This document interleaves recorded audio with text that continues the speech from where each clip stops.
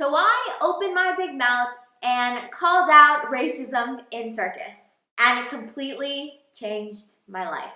I made a video about the immediate changes that happened in the past, but now it's been about 3 months and I have a whole lot more to tell you.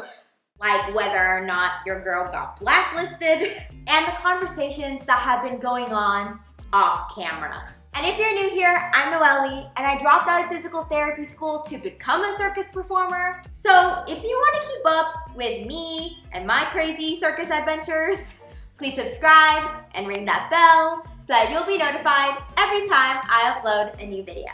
So before I talk about all the crazy things that happened after I put out my racism video, let me give you some perspective on how truly terrifying it is to put out a video like that on the internet for the world to see.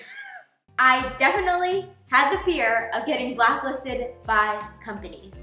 I'm a performer, so I depend on companies to hire me so that I can perform. So critiquing your industry, especially an industry and a community like circus that has a widespread belief that there is no discrimination toward anyone, and speaking out and saying that, there might be some racism here is a really bold and risky thing to do. And when I put out that video, I was scared that I would be seen as disgruntled, a complainer, or crazy, and that nobody would want to hire me because I'm not a team player. And I also had the fear of putting my full-length rope act out there on the internet for all the world to see. And the act that you saw is of a brand spanking new act that I debuted at Latohu 1 year ago. I had spent the previous month creating it through Latohu's residency program at École Nationale de Cirque, which I'm still so grateful for. Thank you, Latohu. So even though I believed in the message behind this act, and I did believe in how I created the act, I also knew that it needed refining and finessing. So putting out an act that isn't completely finessed, in my opinion, was scary. And putting out your full-length act with all of its transitions and tricks for the world to analyze and dissect and use in their own performances is something that I recognize, and I ultimately decided to let you see me and who I am as an artist. And even with all of those fears, the reason why I chose to put this video out in the public on the internet is because I knew that there were other circus artists of color out there that felt exactly the same way I did. And I wanted to let them know that they are definitely not crazy for thinking that there is racism in circus, and that they are definitely not alone, and that right now is the time to speak up and advocate for change in our very open-minded circus community and industry. So here are the changes that have happened to me since I uploaded my racism video. So get comfy. Okay. The first thing is that there is a coalition of different American circus company owners that is forming.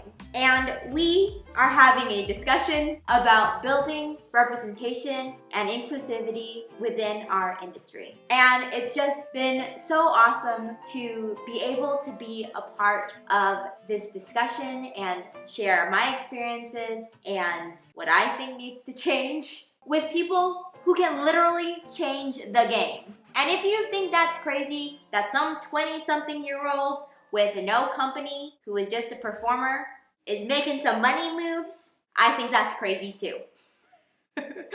Also, the American Circus Educators Conference will be having multiple presentations from different Black, Indigenous, people of color, individuals, and organizations that will be discussing about race in circus, which is so cool to see. I'm also going to be having my own presentation / panel talk on October 24th during the conference. So I'll make sure to put a link down below so that you can see the schedule and register if you would like to take part in my presentation, as well as the other presentations that are going on. Also, Veronica Blair, who I spoke with in my docuseries, is presenting about the Uncle Junior project and uncovering the stories of Black performers in American circus.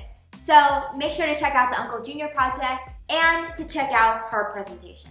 And also, since posting that video, I'm also being interviewed by podcasters and YouTubers. I've been interviewed for In Center Ring by Jonathan Lee Iverson, and you should also keep an eye out for my future interview with Clowns Without Borders, which is a troupe that performs in refugee camps, conflict zones, and sites of natural disaster, and helps the people in these areas build resilience through laughter. And you're probably wondering, so did you get blacklisted? And the answer is, I don't know. But what I do know is that I got noticed by circus company owners and schools, and I have more performing and teaching opportunities than I had before, which I honestly didn't see coming. But yay!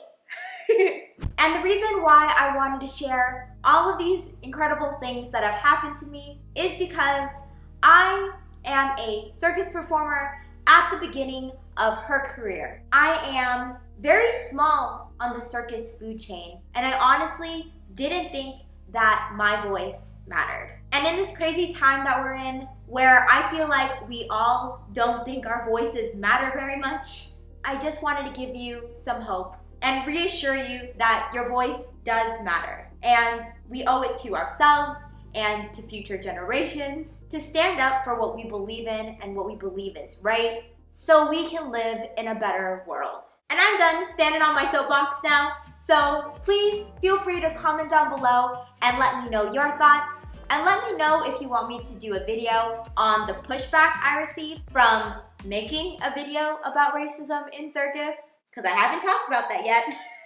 And make sure to give this video a like, it really helps with the YouTube algorithm. And subscribe and ring that bell so that you'll be notified every time I upload a new video. And I'll see you in the next one. Okay, bye!